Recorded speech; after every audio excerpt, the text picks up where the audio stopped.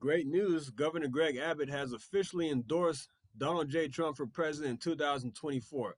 Let's play the video here, then we'll get into some numbers with polling and how he did in 2020 and what we can expect in 2024.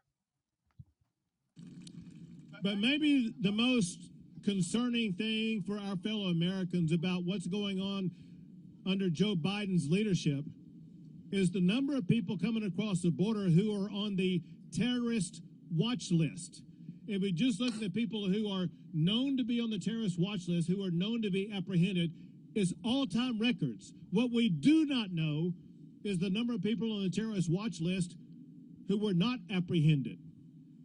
Joe Biden is causing a potential terror threat in the United States of America. A president has one ultimate responsibility, and that's national security. Joe Biden has failed at national security.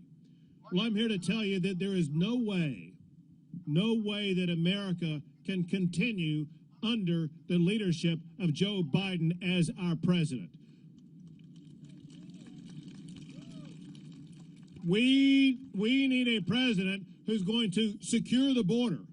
We need a president who's going to restore law and order in the United States of America, not letting these criminals run ransack over the stores that you see images of almost nightly.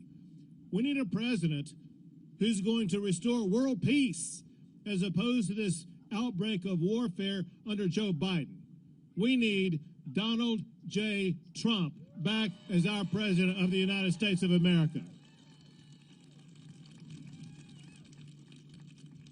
I'm here today to officially proclaim my endorsement for Donald J. Trump to be president of the United States of America again.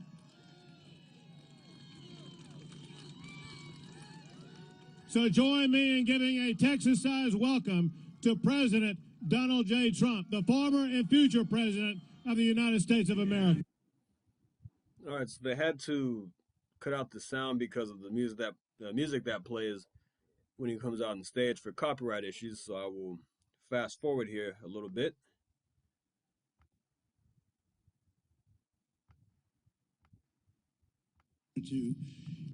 Thank you very much. It's a tremendous honor to get that endorsement in particular because he really stepped up. He stepped up to the plate. He's doing the job of what the federal government is supposed to be doing. And I'm just telling you, Mr. Governor, I am going to make your job much easier. You'll be able to focus on other things in Texas. We love Texas, and what they've done is very unfair. They've given the job to you. It's a job of security for our country. It's a job of stopping an invasion, because it's an invasion. And you've done a great job, and thank you very much for the endorsement, Greg. I appreciate it very much. Thank you. It's a great honor. Now, it took a while for this endorsement to happen. As you may know, or may or may not know, Trump endorsed Abbott for re-election about a year before the election. It was, I think, summer 2021 when he endorsed Abbott. And that was pretty early on. A lot of people were skeptical or puzzled why he did that, because I personally voted for Allen West in the primaries. I thought he would have been better at certain things, but ultimately I voted for Abbott in the general election. But they've had a great relationship. In Trump's 4 years, they had a great relationship with each other. Trump did a lot for the border, which is why I think Greg Abbott is endorsing Trump, because as strong as he was with Remain in Mexico policy, Title 42, he ended catch and release, building 450 miles of border wall, and then really just cracking down on criminals. ICE, sending ICE after people in the United States in the interior and getting people out of here, and just sending a strong message to other nations, hey, you can't come here. And we saw the border crossings at extreme lows, especially compared to what they are now. So I think that's the main reason why he endorsed him. And he's going to do very well here in Texas. And this endorsement from Abbott, it did take a while. He did say he was going to wait. He stayed quiet. He wasn't going to make any endorsements for a while. And I knew he would endorse Trump, but hey, it took him a while over after Trump announced his candidacy. But here we are, and I'm glad he did it because Texas is the largest red state in the country, and it's huge. Endorsements don't always mean a lot, but I think it's big when you have a governor of this, a state of this magnitude with 38 electoral votes, and he is popular here in Texas. For the most part, he is popular among Republicans, and I even know some people on the other side who actually like him too. But he's done with the economy. He's been very effective, and he has been stepping up on the border in a lot of ways. In some ways, he could have been stronger, but in other ways, he has been effective, in my opinion. But take a look at 2020.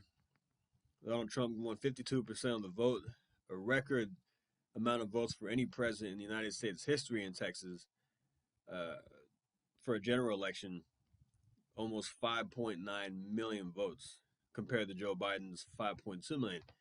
And I read a study that the Zuck Bucks shifted about 200,000 votes towards Joe Biden in 2020. So we would have seen Trump win by an even bigger margin.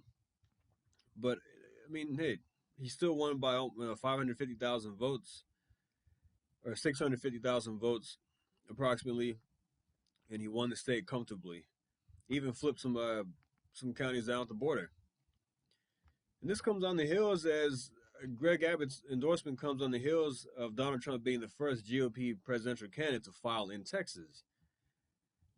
It's from Texas Scorecard. Um, Ken Paxton, our Attorney General, Sid Miller, the Agriculture Commissioner, and U.S. Rep. Ronnie Jackson, all three endorsed President Trump. I'm a huge Reagan fan, but I've never seen anybody get more stuff done in 4 years that we were absolutely great for the American people. Paxton said, obviously we've seen what happens with the president that doesn't love America, that every day does things to harm the American people. Jackson said, we need President Trump back now more than ever. Our country depends on it, and the absolute survival of this country depends on it. Whether it's domestic issues on the border and fentanyl and terrorists, and the fentanyl and terrorists that are coming across our border, said Jackson. And poll came out in October from Defend Texas Liberty showing Trump receiving 58% of the vote for the Republican primary here in Texas, with Nikki Haley actually outdoing Ron DeSantis at 11% compared to 8%. This guy has no chance. I'm sorry. And there's more polling data. A separate poll came out. Trump beating Biden here. University of Texas shows Trump beating Biden in 45% 37%, which is I seems reasonable. It seems reasonable in my opinion. He probably won about 800,000 votes, 700,000 to 900,000 votes. Maybe at the margin he won in 2016 against Hillary Clinton.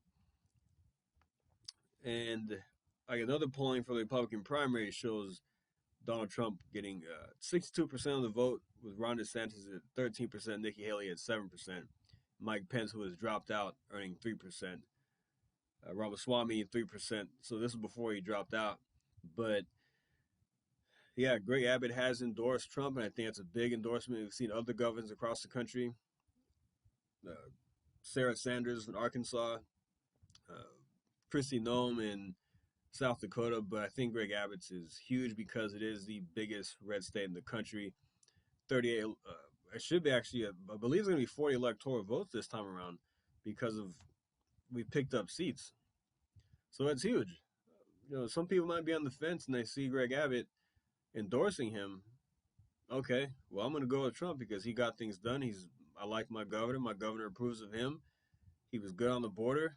He was very good for our state. So, I mean, it may or may not move the needle, but I think it speaks volumes because of how effective Trump was on the border. And I think that people of Texas recognize it. Our leadership here in Texas recognizes it. And he is the guy for the job. And I believe Texas will give him a resounding victory for our state. All right, guys. Thanks for listening. Like and subscribe. And I'll see you next time. Thank you. Take care.